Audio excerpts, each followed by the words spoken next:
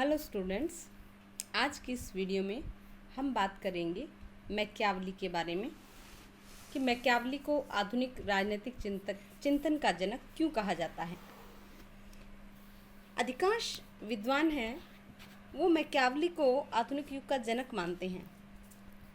वो कहते हैं वो युग ऐसा था जब मध्य युग का अंत हो रहा था और जो आधुनिक युग का शुरुआत या प्रारंभ हो रहा था। डनिंग कहता है कि आधुनिक युग का मैकियावली प्रारंभ करता है, उसी प्रकार ये बात सही है जैसे ये कहना कि वो मध्य युग को समाप्त करता है। मैकियावली को आधुनिक युग का जनक कहने का तात्पर्य है कि आधुनिक युग मैकियावली से प्रारंभ होता है और इस युग के प्रारंभ होने के साथ ही मध्य युग का अंत हो जाता है।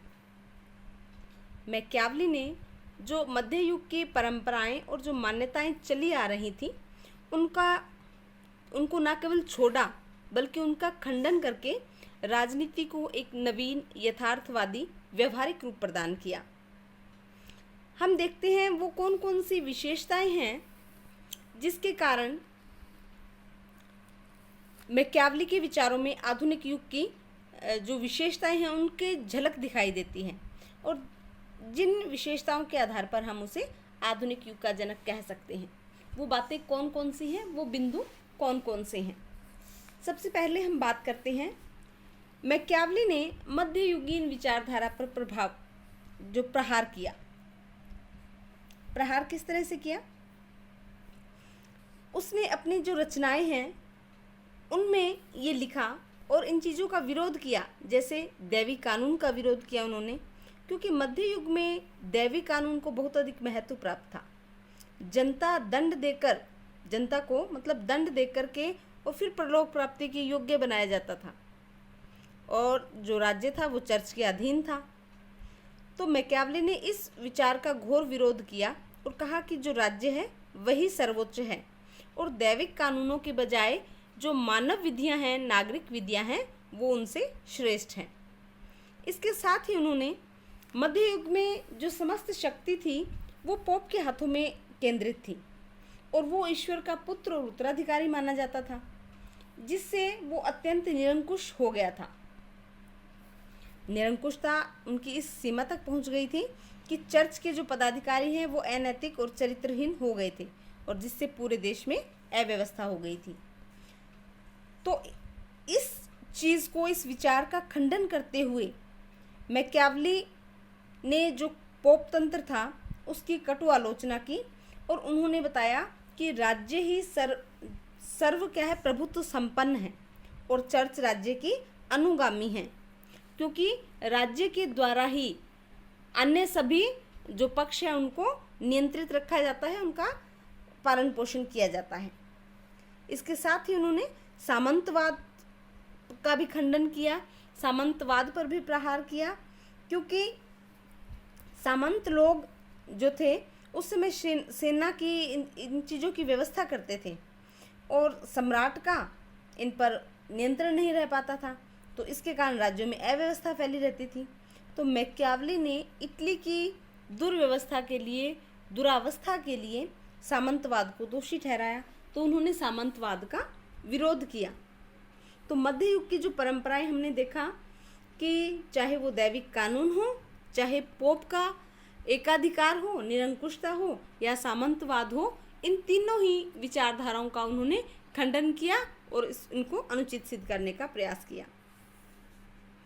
कैटलिन मैकियावली को प्रथम राजनीतिक वैज्ञानिक मानता है और प्रथम राजनीतिक वैज्ञानिक मानने के पीछे उसका कारण है कि अरस्तु ने राजनीति के सिद्धांत पक्ष को व्यवस्थित किया, वैज्ञानिक रूप दिया, लेकिन मैकियावली ने राजनीति के व्यवहारिक पक्ष को एक वैज्ञानिक रूप दिया, क्रमबद्धता दी, क्योंकि मैकियावली राज्य के लिए काल्पनिक जो उपाय हैं उनमें विश्वास नहीं रखता था, बल्कि वो तो व्यवहारिक जो साधन थे उनका समर्थक था कि किस तरह से उसको वास्तव में चेंज किया जा सकता था।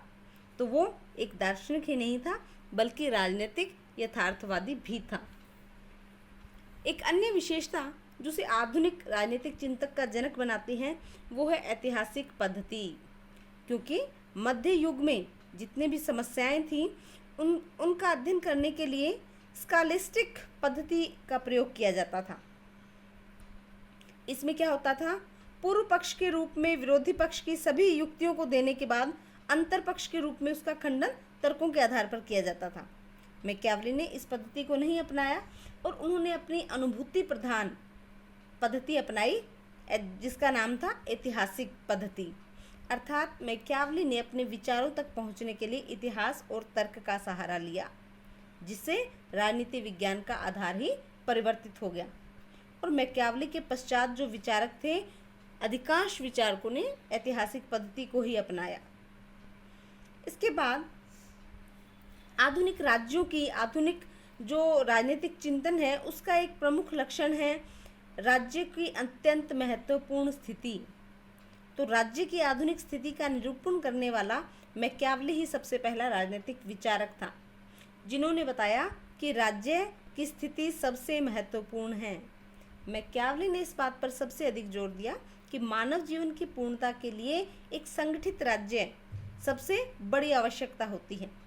इस प्रकार उन्होंने राज्य को एक साध्य बना दिया। सेवाइन भी कहते हैं कि मैकियावली ने अन्य किसी भी विचारक की अपेक्षा आधुनिक राजनीति के अर्थ में राज्य की सबसे सही परिभाषा दी है। इसके साथ ही वो राज्य की प्रभुसत्ता के पोषक भी थे, क्योंकि जो संप्रभुता की धारणा है वो आधुनिक युग की प्रतीक धारणा है। हालांकि मैकियावली ने कहीं भी राज्य की संप्रभुता या संप्रभुता शब्द का प्रयोग नहीं किया है, ना ही उसकी कोई परिभाषा दी है, परंतु उन्होंने राज्य को सर्वोपरि संस्था माना है। उन्होंने माना है कि राज्य एक ऐसी संस्था है जिसकी अधीनता में सभी व्यक्ति और संस्थाएं रहती हैं। शासक है वो सर्वोच्च है, जो विधियों के अधीन ही समस्त लोगों को रहना होगा। तो राज्य एक सर्वोच्च राजनीतिक संस्था के रूप में मैकियावली की लेखनी से ही पहली बार अभिव्यक्त हुआ है और बाद में इसी आधार पर संप्रभुता के सिद्धांत का विकास किया गया। अब देखते हैं, मैकियावली राष्ट्र राज्य की धारणा का संदेशवाहक भी है, क्योंकि आधुनिक युग है वो राष्ट्र राज्यों का भी युग है। पहले नगर राज्य हुआ करते थे। मैकियावली ने अपने चिंतन में राष्ट्रीयता का समर्थन किया है और उसका उद्देश्य भी था, एक स्वप्न भी था, इटली का एकीकरण करना। उसके जो विभिन्न विभिन्न भाग थे उनको संगठित करके एक संघ राज्य की स्थापना करना। वो इटली का एक राष्ट्रीय राज्य में संगठन करना चाहता था। तो इसी कारण मैकियावली ऐसा प्रथम विचारक था जिसने राष्ट्रीय राज्य के लक्षणों की विवेचना की और उसको एक रूप देने का प्रयास किया। मैकियावली ने राजनीति का धर्म और नैतिकता से पृथक्करण किया। ये उनके विचारों की एक प्रमुख विशेषता है, एक प्रमुख देन है कि उन्होंने राजनीति को धर्म और नैतिकता के प्रभाव से सर्वथा मुक्त कर दिया। क्योंकि मध्य युग में जो धर्म था वो राजनीति पर हावी था और धर्म को उच्च मानते हुए राजनीतिक संस्थाओं को उनके अधीन कर दिया गया था, जिससे राजनीतिक विकास रुक गया था। मध्य युग के अंत में भी ये महसूस किया जा रहा था कि राजनीति को धर्म से अंत किया जाना चाहिए, लेकिन कोई भी ऐसा कर पाने का साहस नहीं कर पाया। जबकि मैकियावली ने ही सर्वप्रथम निडरता के साथ कहा कि राजनीति का धर्म और नैतिकता से कोई संबंध नहीं और राजनीतिक लक्ष्यों की प्राप्ति के लिए उचित अनुचित नैतिक अनैतिक सभी प्रकार के साधन अपनाए जा सकते हैं। इसलिए मैकियावली ने इस धारणा का प्रतिपादन भी किया कि धर्म और नैतिकता का स्वतंत्र अस्तित्व व्यक्ति के व्यक्तिगत जीवन के क्षेत्र में तो हो सकता है, लेकिन सार्वजनिक क्षेत्र में तो धर्म और नैतिकता को राजनीति का साधन ही बनकर रहना होगा। तो मैकियावली धर्म और नैतिकता से मुक्त राजनीति का सूत्रधार है। इसके साथ ही शक्ति और सत्ता का राजनीति में वो सूत्रधार भी कहा जा सकता है, क्योंकि आधुनिक जो युग है वो शक्ति राजनीति का युग है और राजनीति में शक्ति का प्रयोग इतना अधिक होता है कि आजकल तो राजनीति को हम शक्ति का संघर्ष या शक्ति के लिए संघर्ष भी कह देते हैं। और इस शक्तिवादी को, जो शक्तिवादी राजनीति है, इसको प्रारंभ करने वाला मैकियावली ही था। संभवतः वही प्रथम विचारक है जिसने स्पष्ट शब्दों में बल प्रयोग को राज्य का आधार बता दिया। वो कहता है मनुष्य स्वभाव से अनैतिक है, कपटी है, स्वार्थी है, क्रूर है, अतः उसके नियंत्रण के लिए राज्य को बल प्रयोग करना अनिवार्य है। मैकियावली ने अपने राजनीतिक दर्शन में एक ऐसी केंद्रीय राजसत्ता की स्थापना पर बल दिया है जिससे जो शक्ति पर आधारित हो। उसने शक्ति को प्राप्त करने की, उसने कहा कि निरंतर जो शासक है उसको निरंतर शक्ति प्राप्ति की चेष्टा करनी चाहिए। इस संबंध में यदि हम देखें तो वो प्रथम विचारक है जिसने यथार्थवादी दृष्टिकोण अपनाया है। इसके साथ ही मैकियावली प्रथम संघ राज्य का उद्घोषक है। उसने इटली के लिए एक ऐसे कॉमनवेल्थ का सपना देखा जिसका आधार संघात्मक था, क्योंकि वो चाहता था कि इटली का एकीकरण हो जाए और जो सभी राज्य हैं वो संघ के रूप में एकत्रित हो जाएं। और आधुनिक युग में भी देखें तो जो बड़े राज्य हैं उनके लिए संघीय व्यवस्था ही उपयुक्त मानी जाती है, जिसका सपना मैकियावली ने 15वीं शताब्दी में ही देखा था। 15वीं शताब्दी में जो चाहता था।